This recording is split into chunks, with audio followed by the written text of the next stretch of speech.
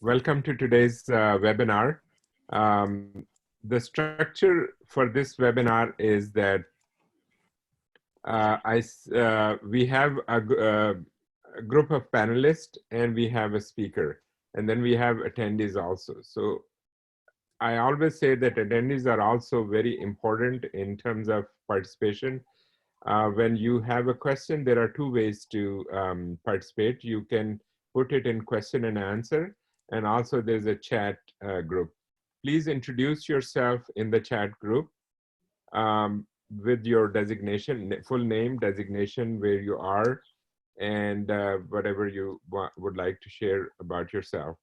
So that should start now. And then what I will do is I will ask our speaker, Dr. Raza Khalid, who's an ID specialist, to introduce himself, to tell us about him, what is he doing, and then he can start the talk.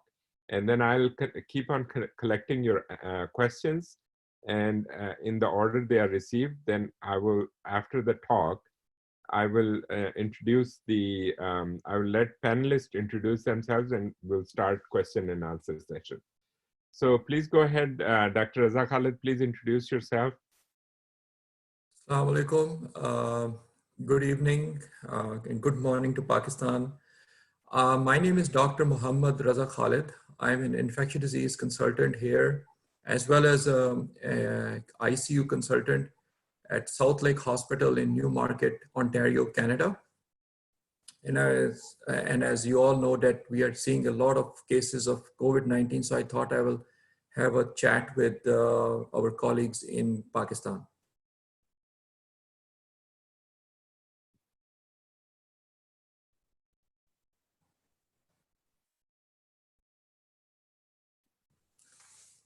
So I will start with my topic today that I will be talking about is infection control in COVID-19 situations.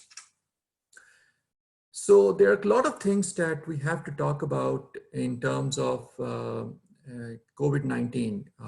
Can everybody hear me? I'm not sure. Gigi, everybody is hearing you. Go ahead. So what happens is that before I go to the admitted patients, how do we deal with patients who are thinking that they have COVID-19, like they have the fever and cough? I will not talk about shortness of breath yet. So what happens is, if they present to the hospital or any healthcare facility, they should put on a mask. That's for sure. Number two, they should be at least 6 feet away from the other patients, and they should actually be cohorted. They should have a separate place. They cannot go to the place where others are staying. So once you admit them, the question is whether to have them in droplet contact precaution, or should we apply airborne precautions with N95 respirator immediately? So the data right now shows that we should do the contact and droplet precautions if they are mildly symptomatic and they do not need intubation. So once they get to a point where they do have to get, there's an aerosol generating procedure that we are anticipating, then they should be an airborne precaution with an N95 respirator before doing any procedure. Especially the aerosol generating. Now, there's a long list of things that people want to classify whether it's an aerosol generating procedure or not. The first thing is, what are the aerosol generating procedures? They are intubation, bronchoscopies, tracheostomies, upper endoscopies, upper endoscopies are aerosol generating procedures. So apart from that, the other thing that I want to stress is nebulizers and high flow oxygen that we give to patients is also considered an aerosol generating procedure. So this is something that's very, very important. We do see, I think a lot of the places are giving high flow oxygen on the floors with just contact droplet precaution, which I feel is not, is not correct. So the other thing is, what do we do with the healthcare workers who are coming? The healthcare workers, now there's a recommendation of a lot of hospitals that they should have a mask all the time. I will talk about it later on. Why do they have to have a mask? There should be appropriate screening for patients who are coming to healthcare facility. If they can be managed as outpatient, they should be. So the other thing that a lot of hospitals have done is postponing all the elective procedures. That's another thing that a lot of hospitals have done. Now, the other thing is healthcare workers, how do they put on the personal protective gear and how do they take it off? This has to be practiced. Once you put it on, it has to start with the gown and you have to protect your mucous membranes as much as you can. That is the reason why we do hand hygiene before we go to the face and remove the face shield and the mask. So I think that's what I have. I want to concentrate on question and answers. I see there's somebody who said about CPAP and BiPAP. That's of course is an aerosol generating procedure. And actually, if a person, now the recommendation is that they should be intubated earlier than later. So I would stop here and I would wait for others' question and answers, and we'll take it from there. I'm open to answer questions. So thank you, Raza. That was very helpful. And basically that is what we like from our speakers, that it's just to initiate the conversation. Really this program, this webinar is more for interaction and not just a speech or a lecture. So with that, I would like to introduce our panelist. Did I lose?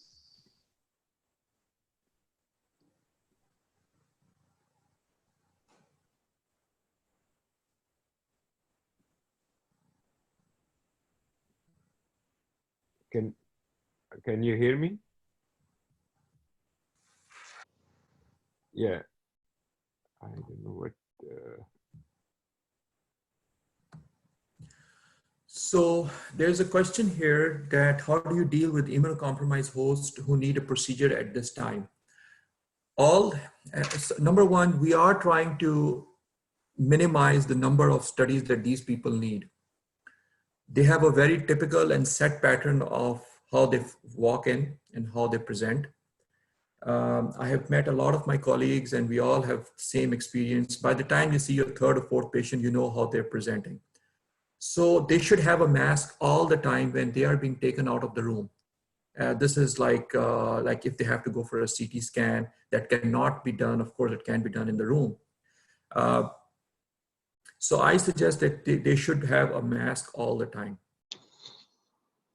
There's another question, is there a recurrence chance of virus? I think we are getting a lot of, I just read the news from Korea that there were like 90 something patients who had a recurrence after they had.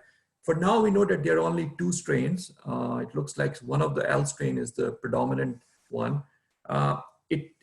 This is difficult to tell if this is really a recurrence or this is the natural progression of the disease. Because you have to understand that some of the complications of these patients develop later on. So there is one question from Dr. Rashid Hanif.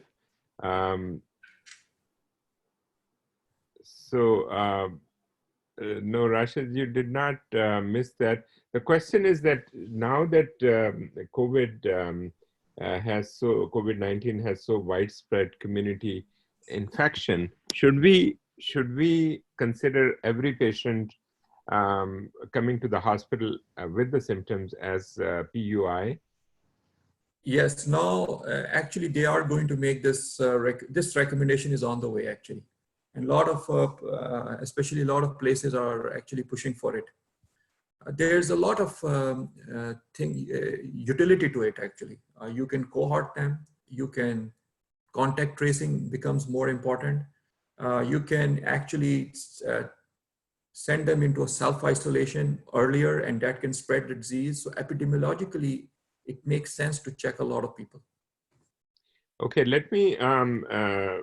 Raza Khalid, go to our panelists and get their comment and any question one by one. And I would invite Asma Chima to introduce and then give some comment. Assalamu alaikum, everyone. My name is Asma Chima, and I'm practicing internal medicine in Maryland. My question to Dr. Raza Khalid is, how many cases you have seen so far as a false negative? It's like clinically we have suspicion that patient has some viral infection going on and COVID test is negative. So we are doing now, we keep the patient on precautions, and we are doing tests twice to make sure, because it's a nasopharyngeal swab that we have to obtain. So how many cases you think is false negative, and is there any guidelines in Ontario, Canada that we need to do twice? Thank you. This is a very interesting question, and actually Massachusetts General Hospital, they just released a report today. The positive predictive value of this test is very good. So if you have it, if it comes back positive, of course you have it. The negative predictive value is not that good, although it's a PCR test, and we all know that PCR tests are way more sensitive. They are saying that this also depends on the person who is doing it. If you don't go deep into the nasopharynx, there is a chance that it can turn out to be negative. And then there's another thing that they have noticed about this virus, that it does migrate from the nasopharynx to the oropharynx and then into the bronchioles and the alveoli.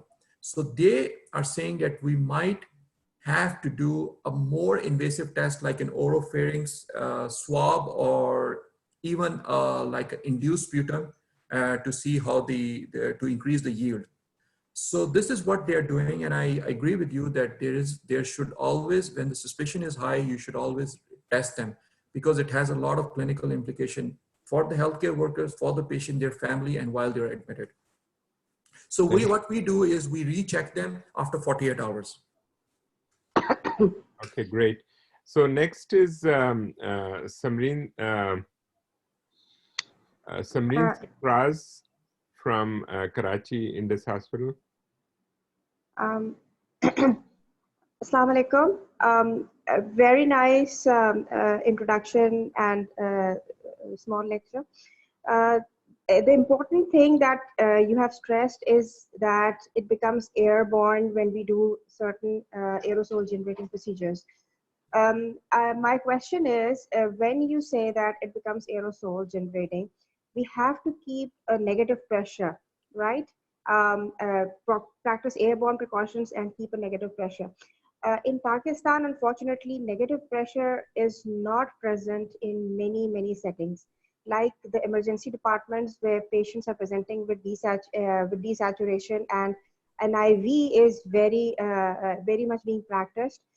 In our hospital, the only thing that we could do was put in big exhausts and increase the air circulation, but it is not negative pressure per se. We are using N95s over there, but I'm a little concerned that is it enough? Especially when NIV is happening over there all the time. Yes, actually, I totally agree with you. This is a very difficult situation to deal with. What we can do is put an N95 mask on the patient, put N95 mask on all the people, healthcare workers that are surrounding the patient, and that's all we can do. And I think you guys are already doing what you guys can do. I agree. This is a very difficult situation. Do you have N95 in all your settings, or are you also dealing with compromised settings? Well, if the person is very short of breath, and we feel that this patient would be needing and is coughing a lot, we do recommend that you put N95. But for other patients, we don't. For mildly symptomatic patients on the floor, we don't. A contact droplet is enough for them. Okay, great. Dr. Moten, I'm going to unmute you. Please introduce yourself and your comment and question. Assalamu alaikum. I'm Mariam Moten. I'm a staff cardiologist at Loma Linda University and at the VA hospital. I'm also at the UCR. My question was, we do come across immunocompromised patients For example, patient has had a liver transplant and a kidney transplant, and they're already on a lot of immunosuppressive therapy, but they need some cardiac testing done, which are not without risk. And if there's anything else that you can suggest that we can do to protect those patients beyond the face mask. Thank you. Yeah, this is a very interesting question. I accept that these people do need studies to be done. Are those, doctor, just a quick question. Dr. Mariam, can those be delayed or they can be delayed, those studies? That's the problem.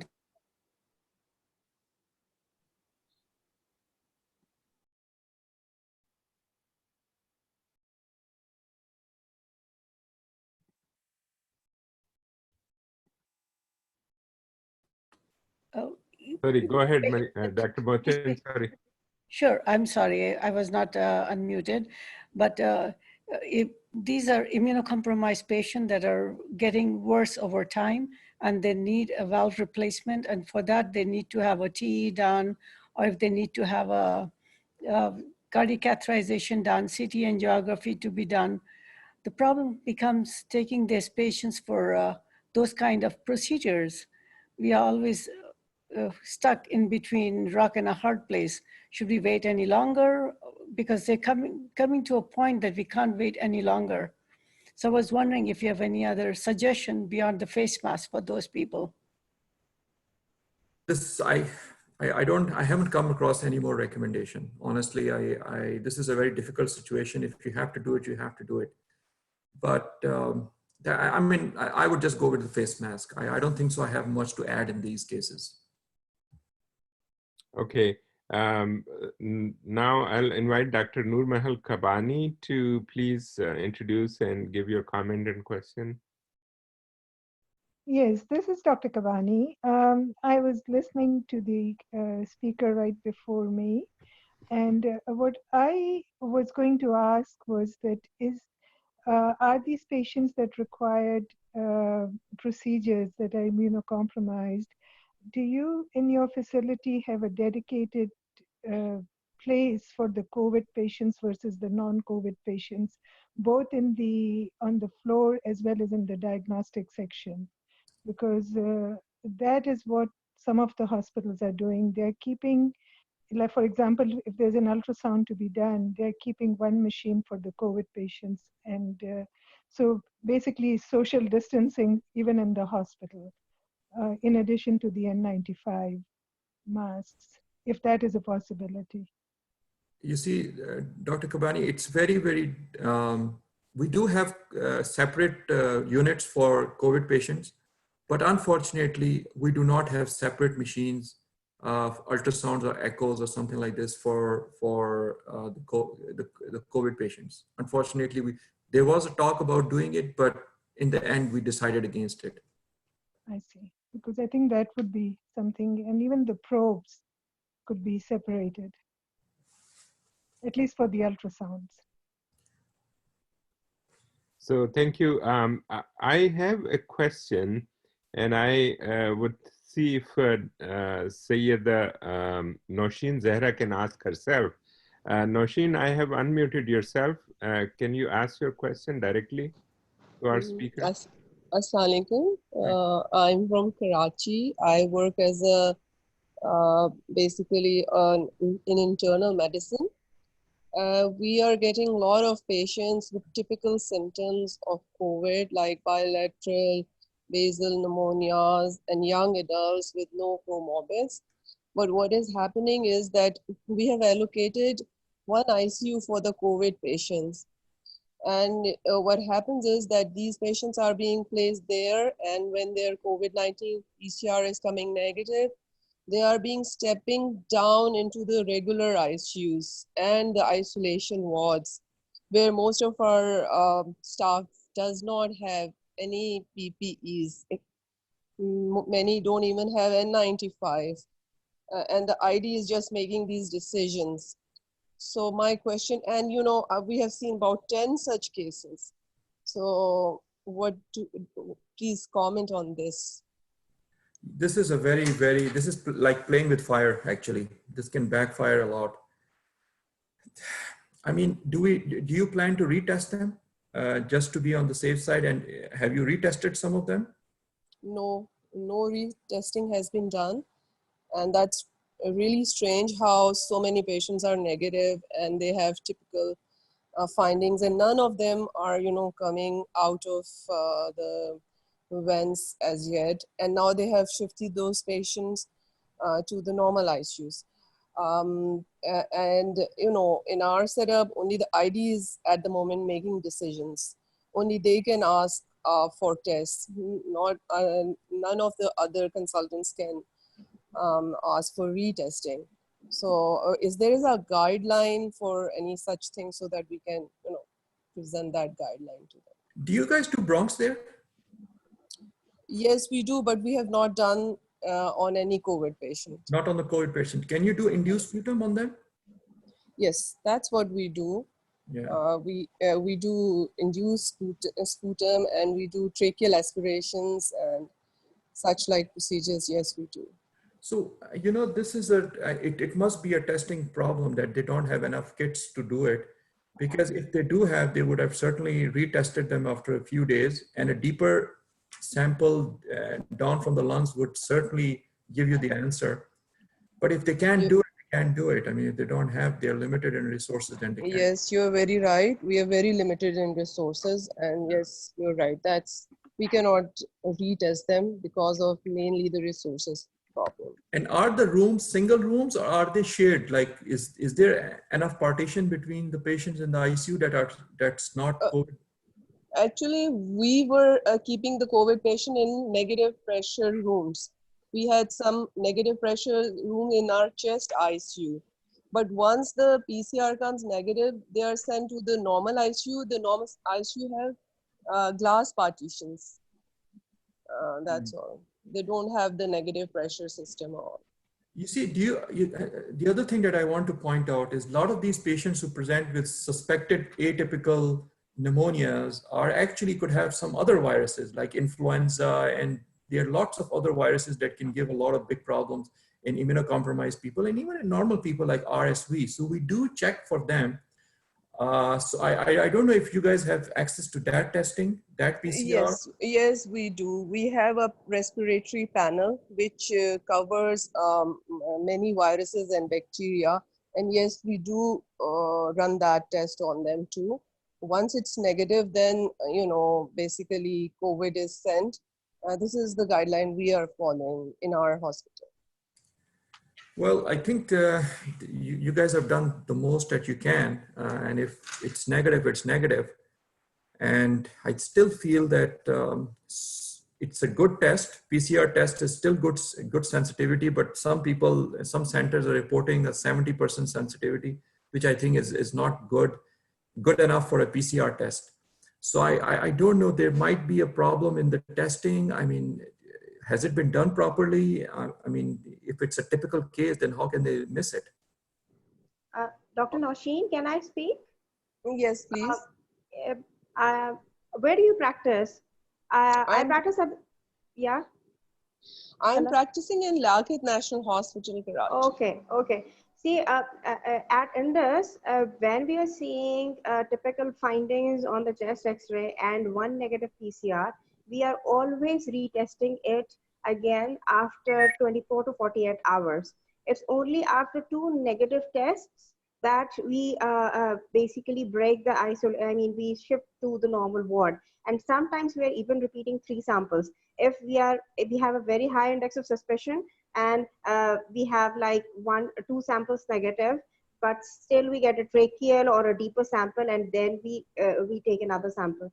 So I don't think there's this kit issue.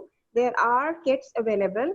When you have a high index of suspicion, it's always better to get at least 2 samples rather than 1 sample before making such a drastic decision of shifting a patient out of isolation. And I think you should recommend your ID to do exactly the same thing.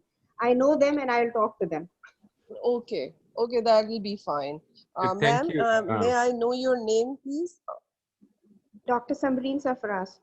Okay, okay, ma'am. I'll get in touch with you. All right, thank you. I think I have to go to Dr. Rizwan Khalid is our president-elect. Rizwan, please, you're next. I think Noor Mahal, Dr. Kabani has something to add in it, and then I'll come back to you, Dr. Rizwan Khalid. So Dr. Kabani, go ahead if you wanted to add on this topic. No, I just wanted to reinforce what Samreen said. That was exactly what I was wanting to say earlier, that you have to do at least 2 PCR tests before you, and especially in an atypical patient, in a typical presentation with a high pretest probability, making a decision on 1 PCR test is not adequate. And I completely agree with Samreen from Indus who said that. Okay, great. Thank you. Our panelist, Dr. Rizwan Khalid, is also the president-elect of APPNA, and we are lucky that he joins us more times than than he can afford. I think with all his busyness with the central APPNA, because he's doing a lot of work for the APPNA COVID task force, and of course his own job with busy cardiology practice. So Dr. Rizwan Khalid, go ahead and introduce yourself and your comment.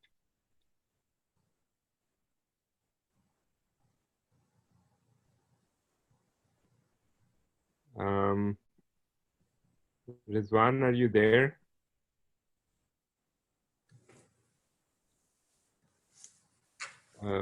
Okay, so I think we can get back to Rizwan later. And now the question that Dr. Mohammed Naeem, I think, let me see here, there is a hands up by I think Kaleem also. Let me introduce Kaleem, because he's a intensivist and dealing with a lot of COVID patients. Kaleem, do you have things to add? Thank you, Shahid. I just want to get some data from Pakistan. Is anybody, I think we have somebody from the Indus and also from Liaqat. Looking at the numbers from what we're getting over Pakistan, how many COVID patient you actively have at Indus and also at Liaqat positive, and how many tests you have done, so we can understand the number of tests you're performing and number of certainly positive thing. As far as the data from the China and Italy we are getting, the sensitivity is ranging between 65 to 70% all over. So we want to see, is it something different in Pakistan or not? Yes, it is a very sensitive test, but the technique and the duration of the disease process, whether you're during too early, might not be able to get it. So if you guys please educate us about that. Thank you.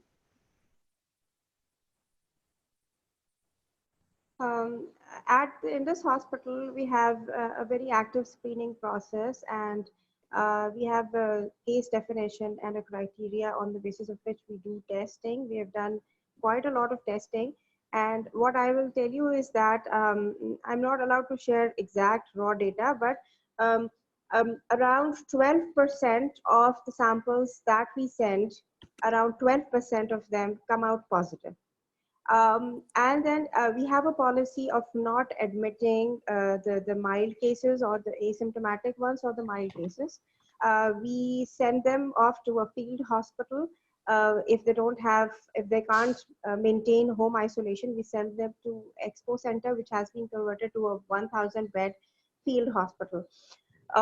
We only admit moderate and severe cases because we have basically made a dedicated COVID unit in which we have vents and air exchanges and obviously all the necessities of airborne precautions. we admit patients over there. And currently, and we are seeing quite a heavy burden of patients presenting to the emergency with desaturation and a typical picture who are coming out COVID positive. Currently, we have 9 patients on the bench at the Indus Hospital and 17 positive patients admitted with moderate to severe disease. There are quite a few that we have not admitted and sent to Expo Center at the field hospital or sent home. Thank you. Okay, so next I have other raised hands. So let me go to Pyari Lal Khwaja. Please introduce yourself and ask your question. Dr. Khwaja, are you there? Hello अस्सलाम वालेकुम जी जी आवाज़ आ रही है मेरी जी जी बिल्कुल आ रही है आप जी सर बहुत अच्छा लगा और बड़ी खुशी हुई कि आप लोगों ने हमारी नॉलेज में इजाफा किया अच्छा हमारे यहाँ मैं काफ़ी जो है लेक्चर सुनता रहता हूँ और लेकिन एक अमेरिका से हमारे एक रिश्तेदार है वो कह रही कि मुझे सिम्टम्स नहीं थे बुखार और खांसी नहीं था फिर भी जो है ना मुझे कोरोना वायरस का जो है टेस्ट पॉजिटिव आया तो ये मैं पूछना चाह रहा हूँ तो कि इसकी क्या है इसके बारे में आप क्या कहेंगे जी रजा खालिद जी काफ़ी पेशेंट्स जो हैं वो होते हैं एक्चुअली एक सीरीज में तो close to 60% patients were asymptomatic उनको कोई सिम्टम्स नहीं थे और उनका कोरोना टेस्ट पॉजिटिव आया था ये चाइना से आई थी रिपोर्ट एक्चुअली ये बड़ा इंपॉर्टेंट होता है कि जो एसिम्प्टोमेटिक जिनको सिम्टम्स नहीं हैं उनको आइडेंटिफाई किया जाए क्योंकि ये लोग ज़्यादा उन लोगों को फैला सकते हैं जो कि एट रिस्क हो इसलिए ये नई रिकमेंडेशन जो आई है कि हर कोई जो है मास्क पहने स्पेशली हेल्थ केयर वर्कर्स तो हमारे हॉस्पिटल में आप पहन रहे हैं और इवन अमेरिका में रिकमेंडेशन की कि मास्क पहनी जाए वो इसी वजह से होती है कि उन लोगों के लिए जो कि एसिम्प्टोमेटिक हैं जिनको सिम्टम्स नहीं हैं और वो दूसरों को फैला सकते हैं तो ये काफ़ी ज़्यादा लोगों को जो है वो ये इस किस्म की उनकी सिचुएशन है थैंक यू सर सर मैं हेलो जी जी जी जी बोलिए माय नेम इज डॉक्टर प्यार अली ख्वाजा अच्छा प्यार जी जी ठीक है प्यार Ali thank you sir okay next is Nosheen you have another question go ahead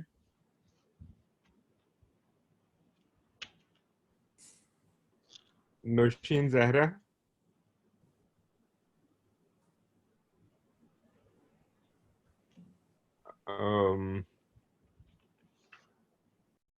Dr. Nosheen Zahra can I ask a question while you get to her? Go ahead.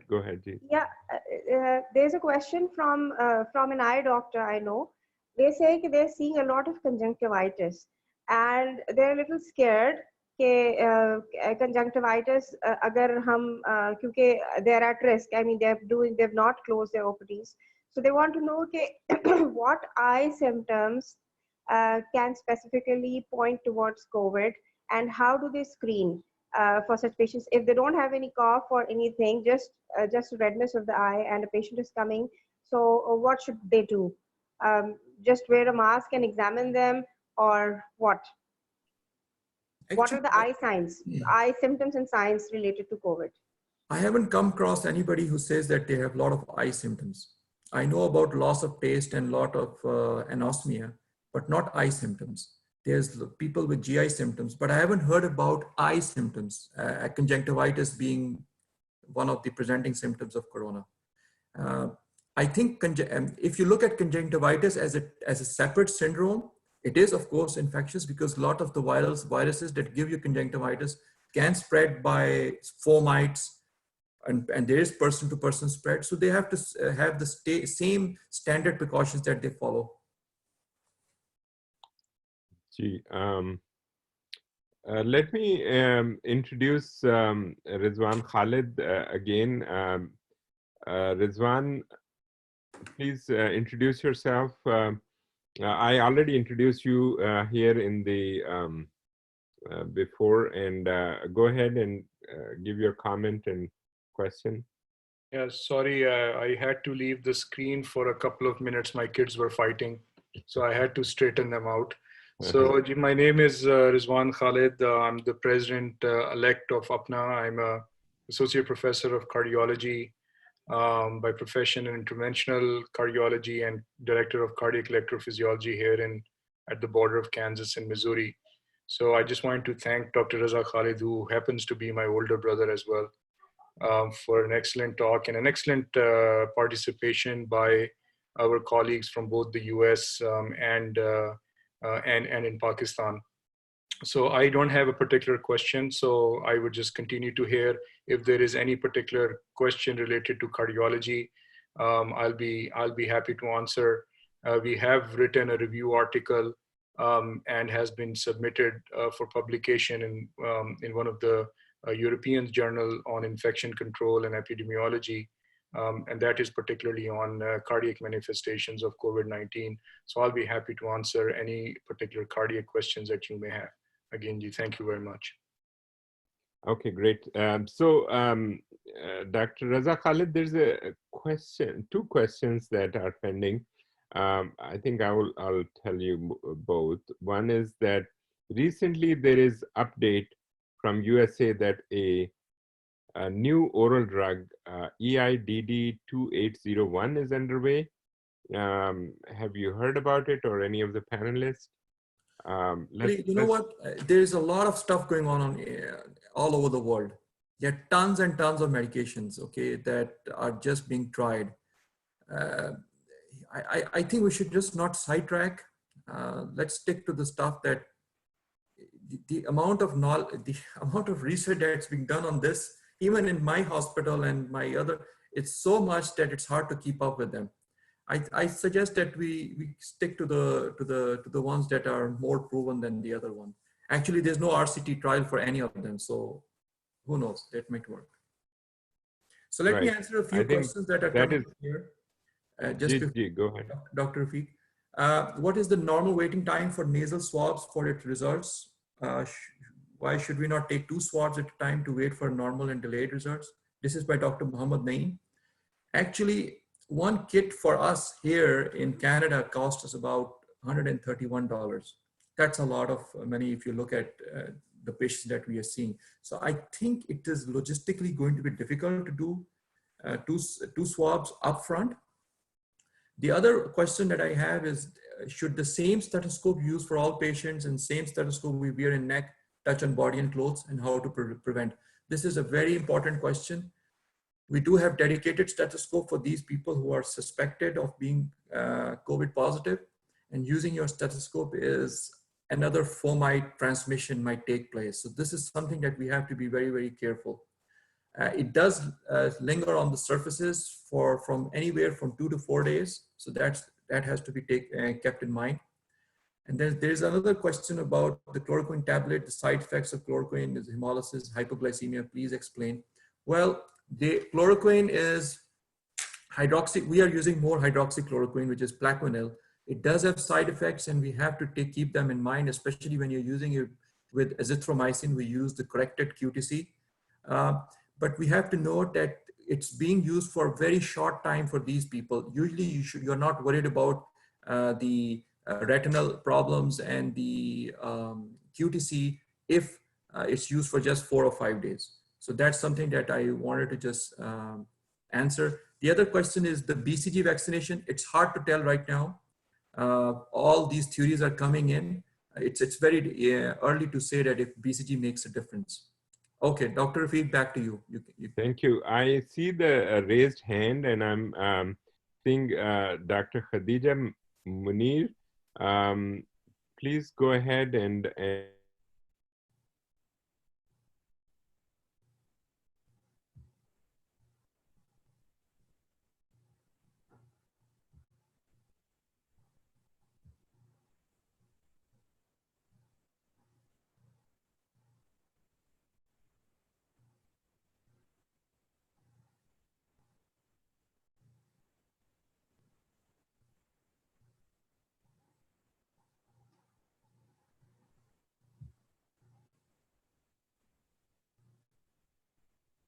We can't hear anything.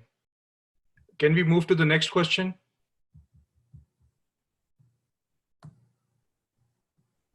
Hello? Hello? Yeah, yeah. Go ahead, Dr. Can you Maria. hear me now? Yes, we can hear you. Okay, Assalamu alaikum. I wanted to know that what is your experience regarding HCQ in treatment of moderate to severe symptoms? Is it really helping your patients in clearing the virus early? Because what we are facing in Pakistan, that we are running short of these medicines and it's not available at the pharmacies, and then at government level, they have told us that we will be providing it, but it is not being given to our COVID positive individuals with symptoms. So I would like to know, is it really helping and should we pursue this more at our setup or just wait for the research results before prescribing these medicines? Thank you. You're talking about Plaquenil, hydroxychloroquine? No, yes, I'm talking about hydroxychloroquine. You see, I have seen patients who were already on hydroxychloroquine for other diseases, yes. and they got COVID-19. Yes, we are facing the same. Even many patients who have rheumatological problems, and then they are already on HCQ, but they are presenting with similar complaints. But we think that they might be immunosuppressed because they are on other medicines as well at the same time. Right now, the only medication that is showing a little bit of promise, I don't know, there's no RCT trial. Nobody knows by way that this works or not, is Plaquenil. So, this is what we have. I mean, I know lot of hospitals, it's on back order and they can't get it. But if a person is in the ICU, I would suggest to give it. If he's not in the ICU and doesn't have shortness of breath, then there's no need to give it. Some people are even recommending it as a prophylaxis, which I think is a big injustice and should not be done, because this should be reserved for later. Okay, thank you. All right, so let me go to Pyarali. You have another question? You go ahead, please.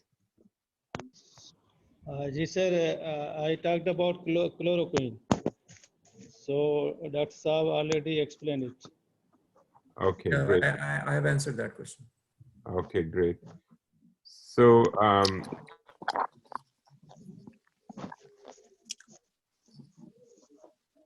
any of our panelists? Can I ask a question? Okay. Yeah, Shahid, can I ask a question? This is sure. Go ahead. So one of the things I was going to ask came to my mind is that we are seeing a lot of these microvascular dysfunction with significant, almost like a DIC picture, where thrombosis is happening at the same time as hemolysis. And there are centers, Montefiore is giving Eliquis from the get-go. Their heparin has been given. We are checking a D-dimer as a baseline, and if the D-dimer is over a particular number, they are just being started on Lovenox or heparin or Eliquis. What do you do in that regard? Somebody asked me about TPA. I have not used TPA, but I would at this point in time probably not use TPA, because especially in DIC and in TTP, TPA is contraindicated. So what are your thoughts about microvascular dysfunction due to thrombosis and hemolysis? Actually, they are recommending prophylactic heparin dose. It's not the full dose. In spite of all these microvascular thrombosis, I think somebody else has also pointed about this Sayed Noshin Zehra, how much of pulmonary thrombosis you guys are seeing. So it's the prophylactic heparin. It's not the full dose heparin that we are giving.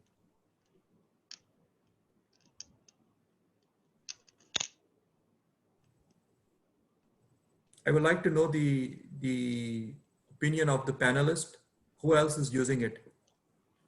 We are also using prophylactic heparin or Clexane, but we are not using any therapeutic anticoagulation at the moment.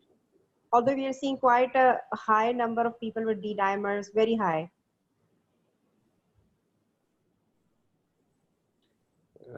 Dr. Kabani, you had. Yes. What I wanted to say was that we are using full dose anticoagulation prophylaxis for everyone. Lovenox versus heparin.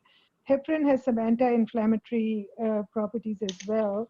The full dose anticoagulation is used in a situation where if you have if you're in the thrombotic phase, in the late phase of the disease, in a very severely ill patient, severe hypoxemia. I saw 3 patients on my last shift that were in the prone position, severe hypoxemia, could not get them to ECMO.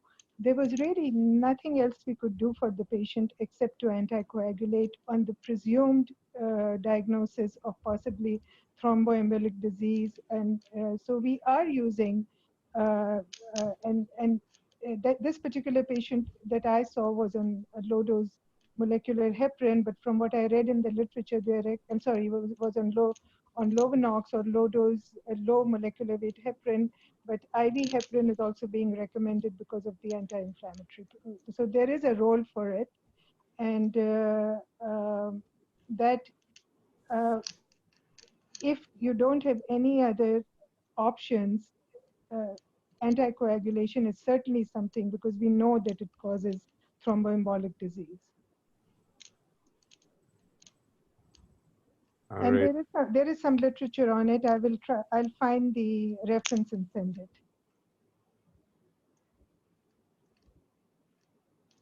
Yeah. Somebody has already shared something, it looks like, on the screen. Algorithm, is that from Raza? Or? It's from, I think Dr. Moten just shared something. Okay. Dr. Moten, you had any comment on this topic? I unmuted you, Dr. Moten. Yes, all that I want you to know that the protocol is varying from institution to institution, and this is what I got from Mount Sinai only this afternoon, so I thought it was worthwhile, sharing it with everybody. Okay, yeah, that's great.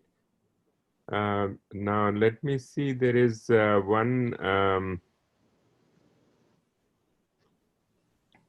question from I think it's the Dr. Pyar Ali Khaja again. No, sir. Okay, so then let answer. me get your hand down, lower hand. Okay, so now I'm fine. All right, so back to I have one question with Dr. Raza Khalid, is there a reason why these patients, I have not directly taken care of them, but learning from different colleagues, why do they decompensate so much, and why do they fluctuate so much? Sometimes they get worse, then they get better, and then they get worse again very quickly. That's the natural history of a viral pneumonia. Viral pneumonias are very necrotizing, aggressive pneumonias.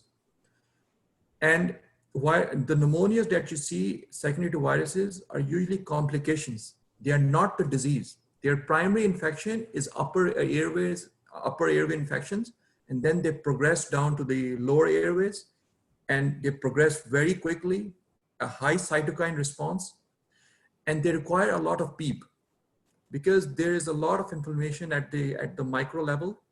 So they are collapsing and opening, collapsing and opening. Some people are not agreeing with this concept. They think that this is not an ARDS and there's something else going on, which I completely agree.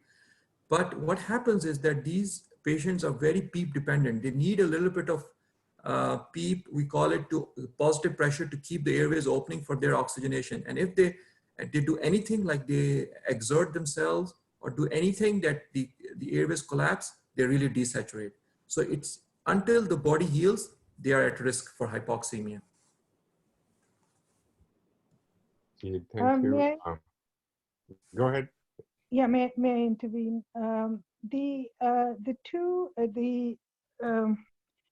I think the gentleman was really referring to the two different phenotypes that have been described, the L and the H phenotype, and of the lungs.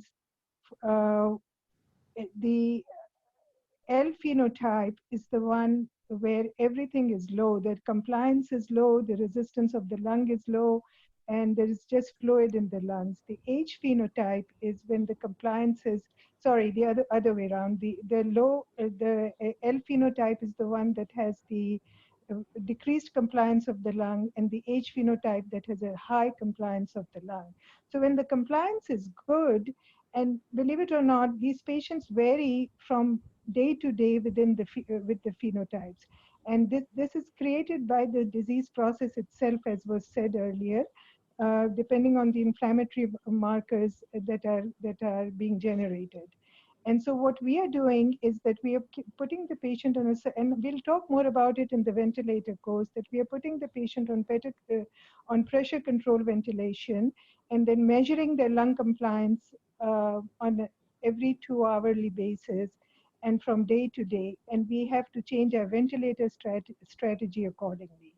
So the ones that are where the compliance is normal, they can tolerate a high PEEP, they can tolerate a high tidal volume, whereas when the compliance is not good, then those are the ones that require the real ARDS pathology.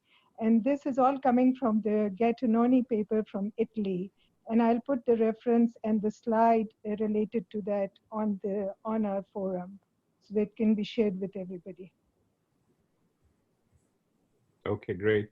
One thing that some of my colleagues here are doing, the doctors, and they told me to do, but I was thinking of getting it, that they are saying that you should daily drink vitamin C and zinc. How much is the evidence for that, or is just anecdotal, or anybody else is doing that prophylactically for healthcare workers? I think vitamin C has shown to have some effect against the viruses that roam around during the winter months. You're talking about zinc. Zinc, this is a very interesting thing. The latest study that is being done in Boston is about azithromycin, hydroxychloroquine, and the addition of zinc.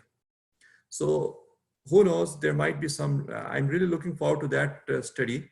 So who knows, that it might have some effect, but right now it's all hearsay. Okay, great. So Kaleem, I would invite you to say something. You have question or comment? Well, talking about the fluctuation of the patient and deterioration in those patients who was very sick in critical care unit, there were some publication from our experience with the MERS, and in those patients, they extrapolate that in COVID patient, these are the same kind of phenomena is happening. Like there was about 18% superimposed bacterial infection has seen in MERS population, and they are extrapolating that we should be paying attention to that as well here. And depending upon what kind of pathological data you have related to the microbiological data you have about your own institution, one should cover those antibacterial. So I would like our ID expert to shed some light about this issue, whether this deterioration is not only happening just because of the cytokine response and inflammatory process, but also they may be coming under the influence of superimposed bacterial infection. Actually, Dr. Kaleem, this is a very interesting question. When we saw, if you look at influenza, when it gives you a viral pneumonia, there's a high chance of secondary bacterial infection. We all know that. We all see that a lot. But for some reason, COVID-19 patients are not getting a lot of bacterial pneumonias on top. They are very far in few cases of reporting. There is, I know, Pseudomonas is one of them, Acinetobacter is one of them that has been reported in some studies. But if for some reason it's not as common as influenza. And actually the patients who have high cytokines, actually they do worse. They have this prolonged fever for a very, very long time. This is what we are seeing. So that is why, that is where the immunotherapy is being used. What is your experience about it? Well, here we are treating the same way. Like if we are experiencing the patient is not improving and they're further deteriorating and oxygenation is not improving, then we add broad spectrum antimicrobial, either with MRSA coverage or Pseudomonas coverage, at least for 4 or 5 days to see what kind of response we're going to get. Actually, Dr. Khalid, it's very interesting. There are lots of patients in these who can have a prolonged fever for up to 14 days or 18 days, I'm seeing, in a lot of the, some of the COVID-19 patients, especially younger people. Yeah. Mm-hmm. Okay, thank you. I have a question from our attendee, Zahid Hussain. Please go ahead, Zahid.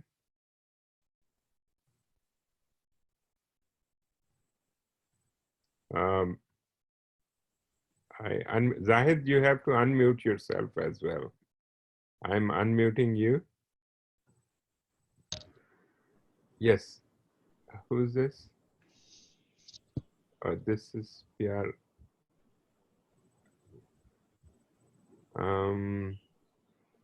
All right. Who is, there's another, please introduce yourself. I unmuted you. There was another hand up. XT1254.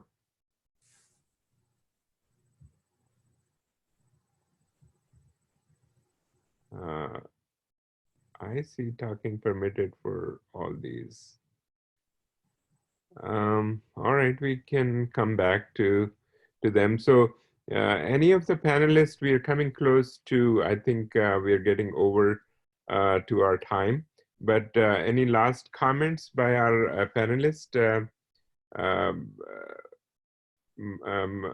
Dr. Moten, you have any last final round of comments?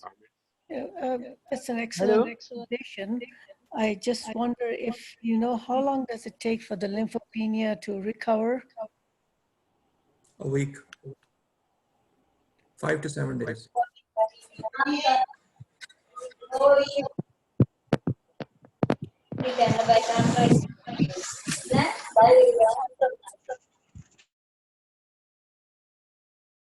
Okay, I muted, there was a background noise. Okay, so next, Dr. Kabani, any last comments, a question?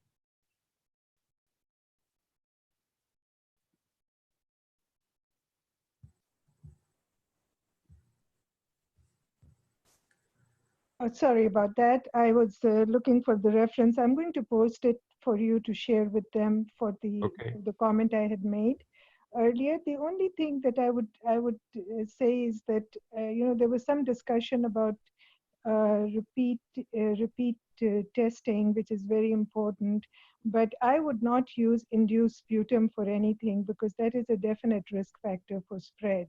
So I hope that that is not being done anywhere, to induce sputum to get.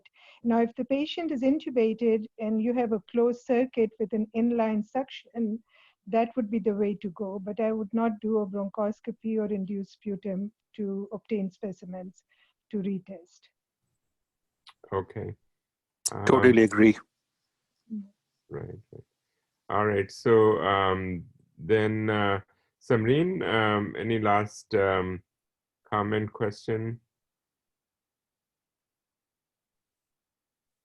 Yes, I just wanted to ask a question from Dr. Rizwan Khalid. We are seeing a lot of viral myocarditis where the EF just drops to 25% and there are very high drops. Do these people recover? He's written a review article, so I wanted to know, or are they left with cardiomyopathy? I mean, do they recover completely, or is there a subset? And how much percentage are left with permanent damage? So, excellent question. Obviously, we do not have enough experience to say how long-term these patients do, whether they recover completely or not. However, I can tell you with the data that's out there, patients that have any evidence of cardiac injury, whether you measure it by BNP or you measure it by troponin, they do much worse. Even if these are the patients that will get intubated more, these are the patients that will have prolonged intubation, these are the patients that will have a higher mortality. So cardiac injury by itself is a poor prognostic marker. And that, yes, in myocarditis, that is what is seen is just like a typical picture of fulminant viral myocarditis. On one day, their EF is normal, and then in a couple of days, you will see that the EF drops to 10% or 15%. These are the patients, their lungs are not doing well, their heart is not doing well. There is not much you can do. You provide hemodynamic support. That's pretty much it. So I think the experience, at least what we have seen, is not that long to say that how many of them improve significantly, but it's a low number. Patients with acute myocarditis that have acute respiratory failure do not do well. Yeah, I absolutely agree. All of our 7 mortalities have had myocarditis along with respiratory failure, and we couldn't do much to help them. And all those who are recovering are the ones where there is not much high troponin or BNP. So I agree. Okay. I have a comment. I would like to make this. Somebody made this comment about using full dose heparin for microvascular thrombosis. Yeah, I think Dr. Kabani. Yes, I do. Yeah. You see, I don't know, is this the standard of practice now to use? Because there was this recent paper which said that they had a lot of bad outcomes. People bled a lot because they were not sure which way they were going. So I don't know how many people in COVID-19, they get pulmonary embolism. I haven't seen any. Dr. Well, Kabani, I would like to know what. Actually, we have seen, and the way that we have diagnosed it is usually the inflammatory markers are very high, the troponin levels are very high. If you're able to do an echo and you can see severe right ventricular dysfunction without significant left ventricular dysfunction, that is when we are using the heparin in these patients. If possible, we can do an ultrasound, but we are trying not to expose more and more technicians to doing an ultrasound of the lower extremities. These are the patients that also have a difference in their lung compliance, the H and the L phenotype that I was talking about, because they have more thrombotic. Their hypoxemia is more from thrombosis rather than from the typical ARDS picture. So there is some data for that, and I will go ahead and send you where can I send the references, Dr. Shahid? You can send it to appnamerit.com. Okay. And in our WhatsApp group that you're part of. Okay. That's where I've been posting. I just wanted to make sure it got and through. we are getting Waleed is getting them onto our web page, appnamerit.com, the first web page, and we are creating a special web page for all the references. Yeah, this morning I attended a seminar from Canada actually on thrombosis and COVID, and there's a very good references in there as well. And it's a good resource to look at the role of anticoagulation there. So I will definitely post it. All right, thank you. So the last one, I think XT1254, again, one more chance. I unmuted you. Can you speak?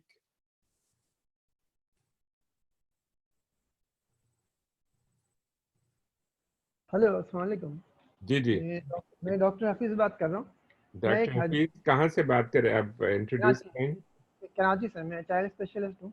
मैं एक हदीस share करना चाहता हूँ। असल में ना एक जी। हदीस है कि 3 बीमारियों को आप मकरूम मत जाने, जिसमें ज़ुकाम भी है। ज़ुकाम के बारे में ये है कि वो कई बीमारियों की जड़ें काट देता है, ये हदीस में है। तो ये है, मैं ये सोच रहा था कि क्या हम इस पे रिसर्च कर सकते हैं कि ज़ुकाम किस तरह बहुत सारी बीमारियों की जड़ें काट देता है।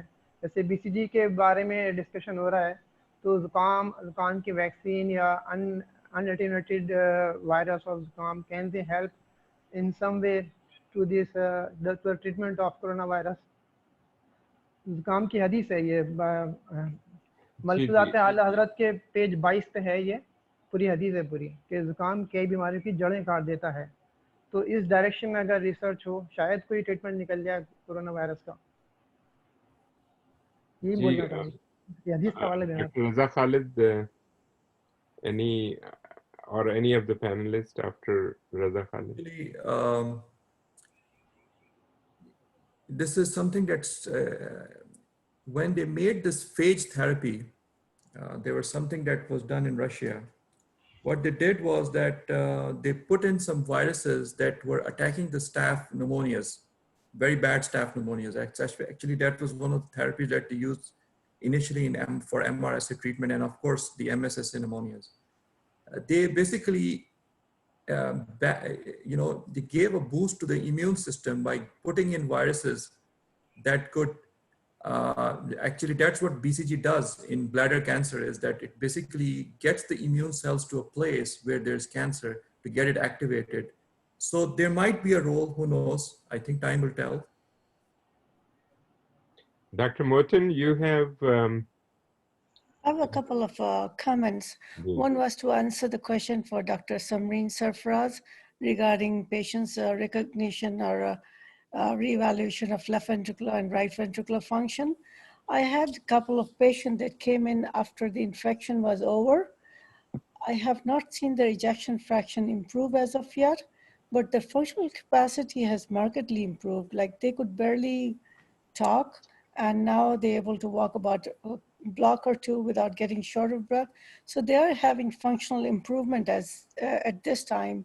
But as far as the ejection fraction is concerned, whether the left-sided or right-sided, I've not seen a difference as of yet, but it's been only 1 month.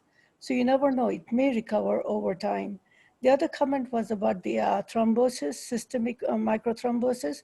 If the COVID patients are not improving or they're worsening clinically with increased requirement for oxygenation and they have elevated D-dimer, then at that time we do consider full dose empiric anticoagulation, because at that time, you have really used all the resources that you needed to use to help those patients. Thank you.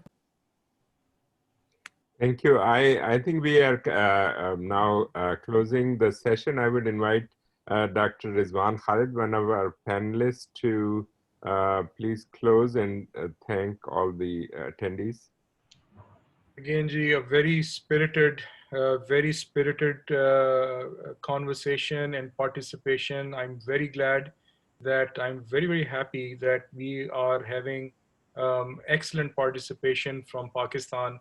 I certainly would like to see a lot of other institutions participate. I know there are some from Indus Hospital that always join us, Dr. Sarfraz and Dr.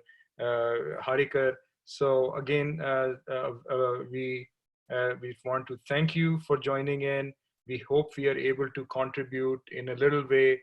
We all learn from each other, and we all are learning about this particular disease that we've never dealt with before. I want to thank the speaker for it's way past midnight in his time zone, for giving us the time and answering all the questions, and all the panelists that have joined, and obviously the chair of the merit committee. Thank you very much. Thank you all. Assalamu alaikum. Like I said. Assalamu alaikum. Islam.